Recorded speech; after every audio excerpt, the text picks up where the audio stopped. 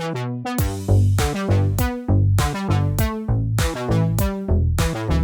everybody, welcome to another thing in my series of things where we look at new things on Steam every week. So 189 new releases came out last week on Steam, and we are here to check out the top 10 releases. What we're going to do is read each game description in my very own epic narrator voice, and we'll watch the trailer, give some thoughts on each one. Yeah, so without further ado, let's get into it. The first one on the list for this week is Hired Ops. Hired Ops is a session-based online shooter dedicated to fierce conflicts between rival mercenary groups battling on a global scale.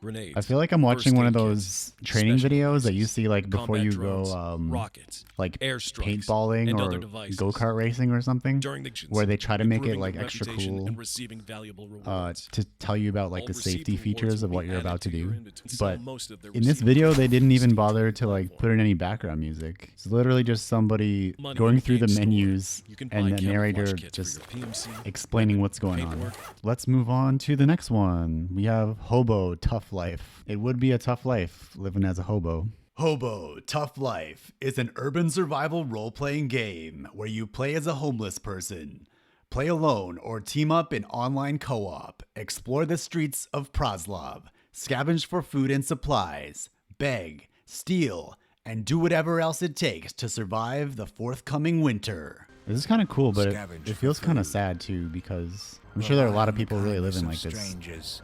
Interesting concept. I don't think I've seen like a hobo simulator that had this kind of nice like visual appeal to it, because it looks really nice, but the story has definitely like some real struggle. Next we have Quantum League. Quantum League is a revolutionary time paradox shooter, a competitive online FPS where you are battling within a time loop, tactically teaming up with your past and future selves in mind-blowing 1v1 and 2v2 matches.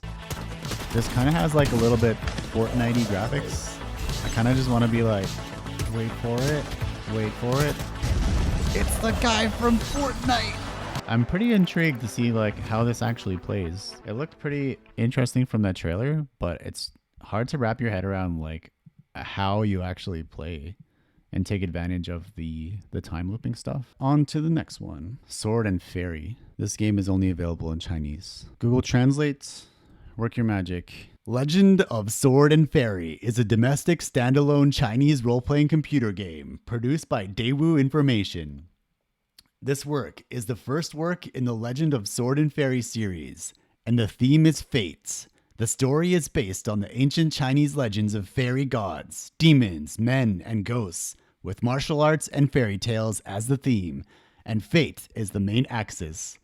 Yo, Google Translate coming in clutch. Yo, it's like super pixelated and low frame rate kind of, but it has a certain nostalgic feel to it. On to the next one. Emily is Away. Emily is a brand new story set in an old new social media. Customize your Face Nook profile. Send some friend requests and determine the outcome of your senior year. Kind of funny how they gamify like an old social media UI. I wonder, like, I'm still not clear as to like what the objective of unforgettable meme. Next up is Nibiru. Nibiru is a rough adventure for 2 to 4 players, solo and co-op. The scenes comes on undiscovered planet full of danger and challenges. In open world, get resources and explore locations in search of rescue. If you kept your life, you must find out the reason for the radio silence and survive. Some of the terrain kind of reminds me of, what's it called? No Man's Sky? Okay, next on the top 10 is Exit From. Exit From. You wake up from the noise of thunderstorms. No one there. You are trying to get out and realize that after all, you are not alone here. Can you exit from? And it's in Russian. If there's no empty beer cans lying around the house, it's not realistically Russian. Next up in the top 10 for this week is Lunch Lady. This one looks really freaky, so let's see if it lives up to its thumbnail. Oh, fuck. I would not want to see that running at me under any circumstances. Lunch Lady is a 1 to 4 player online co-op survival horror game. The school final exams are coming up, and the best idea you and your friends had was to steal the test answers. Find all 10 pages and don't get caught by the murderous Lunch Lady. I wonder how the 4-player co-op. Shit. The Lunch Lady is so freaky. Oh, fuck.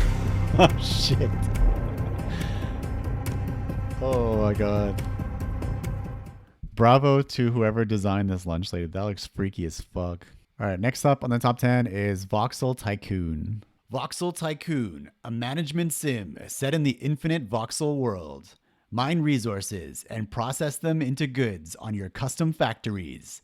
Set up supply chains and passenger routes with a huge fleet of trains, trucks, and buses, and turn small cities into prosperous megalopolises with a thriving economy.